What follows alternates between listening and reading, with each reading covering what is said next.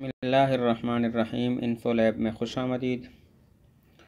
آج کا پہلا مسئلہ ہے کہ عدت کہاں گزارنا چاہیے جب متعدد بیٹوں کے گھر رہائش ہو، یعنی کہ والدہ کو مثلاً والد صاحب کا انتقال ہو گیا اور جو والدہ ہیں وہ متعدد بیٹوں کے گھر رہائش رکھتی ہیں، کبھی ایک بیٹے کے گھر تو کبھی دوسرے بیٹے کے گھر، تو مستقل کوئی ایک جگہ نہیں ہے کہ جہاں پر وہ رہائش پذیر ہوں۔ تو اب اس صورت میں اس والدہ کی عدت کا گزارنے کا حکم کیا ہوگا، وہ کہاں پہ عدت گزاریں گی؟ تو جواب یہ ہے کہ جس گھر میں رہائش پذیر تھیں اس دوران والد صاحب کا انتقال ہوا تو اسی گھر میں عدت گزاریں گی۔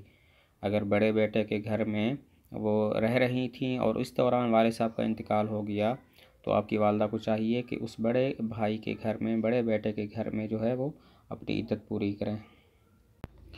اس سے اگلا سوال اس کا جواب ہو گیا تھا کہ عدت کے دوران عورت شادی میں شرکت کر سکتی ہے، تو جواب یہ ہو گیا تھا کہ وہ شرکت نہیں کر سکتی۔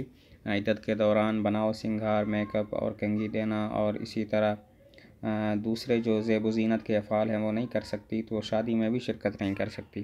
اگلا مسئلہ ہے کہ عورت کا مرد ڈاکٹر سے بواسیر کا آپریشن کیا جائز ہے؟ تو اصل تو یہ ہے کہ صرف عورت ڈاکٹر سے ہی علاج کروائے۔ اگر مرد ڈاکٹر سے علاج کروانے کی ضرورت ہو تو پھر اس کی شرائط ہیں، قیود ہیں۔ وہ یہ ہے کہ معالج اور ڈاکٹر جو ہو وہ صرف متاثرہ جگہ کو دیکھے، آپریشن کے وقت کسی اور جگہ کو دیکھنا اس کے لیے ٹھیک نہیں ہوگا۔ تو اگر ان چیزوں کی رعایت ہو جاتی ہے تو اس قسم کے علاج میں کوئی حرج نہیں ہے۔ اگلا مسئلہ ہے کہ صرف دعا کے نام پر مستورات کو کسی گھر میں جمع کرنے کا حکم کیا ہے؟ یعنی صرف نام ہوتا ہے کہ فلاں جگہ فلاں کے گھر میں دعا ہوگی، ساری مستورات جمع ہو جائیں، تو جواب یہ ہے کہ ایسا کرنا بالکل ٹھیک نہیں۔ صرف دعا کے نام پر مستورات کو کسی جگہ پر جمع کرنا ایک امر منکر ہے جس سے احتراز اور بچنا ضروری ہے۔ خیر القرون میں اس کا کوئی ثبوت نہیں ملتا، صحابہ اور تابعین کے زمانے میں کوئی ایسا واقعہ نہیں ملتا کہ انہوں نے مستورات کو، عورتوں کو کسی جگہ جمع کیا ہو صرف دعا کے لیے۔